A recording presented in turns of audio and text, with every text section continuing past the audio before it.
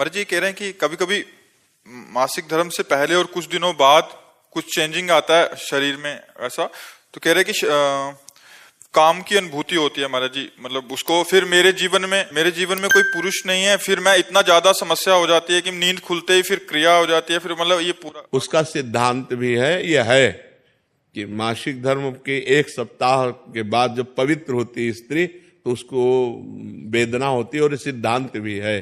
तो अब उसको सहना पड़ेगा। जब पति नहीं है तो व्यभिचार की आज्ञा तो शास्त्र देता नहीं है, फिर राधा राधा राधा राधा रटकर ब्रह्मचर्य धारण करना चाहिए, ब्रह्मचर्य की भावना पुष्ट करनी चाहिए। अब इधर अपने जीवन को इस तरह से बर्बाद करने से तो कोई लाभ मिलेगा नहीं। अगर हम अन्य प्रक्रियाओं को स्वीकार करते हैं तो वो सब निषेध ही हैं, वो हमारे जीवन को नष्ट ही करेंगी। तो हमें लगता है कि या तो पुरुष का वर्ण कर ले, किसी सदपुरुष का वर्ण कर ले और अपनी गृहस्थ धर्म से रहे, और या फिर उसको सहन करके ब्रह्मचारी बना रहे। ऐसा नहीं है कि हमारे अंदर जैसा आवेश आया, वेग आया, हम वैसे ही कर ले। फिर तो हम में और पशु में अंतर क्या रह गया? हम मनुष्य हैं, वेग आता है, राधा राधा राधा राधा, शांत भाव, कोई क्रिया नहीं करनी, कोई बस 2-4 दिन में शांत हो गया। अगर हम अभ्यास करें तो 2 मिनट में शांत हो जाए।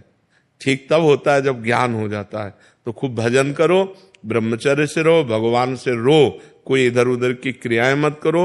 और आजकल जैसे व्यवहार हो रहे हैं कि आज इस पुरुष से कल उस पुरुष से, ये मतलब बहुत गंदी बात है और इससे दुर्गति प्राप्त हो जाएगी। इसमें धर्म नहीं है, बिल्कुल पाप ही पाप आचरण है। बहुत संभल के, बहुत सावधानी से कदम बढ़ाओ, जिंदगी कहीं खतरे में ना पड़ जाए।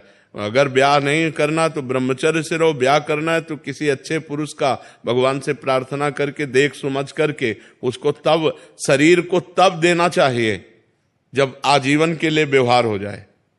शरीर को नहीं देना चाहिए। हम दोस्ती कर सकते हैं, व्यवहार कर सकते हैं, लेकिन व्यभिचार नहीं कर सकते।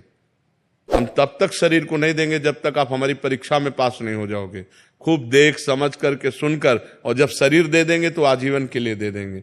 ये डिवोर्स फिवोर्स ये हमारे सनातन धर्म में नहीं।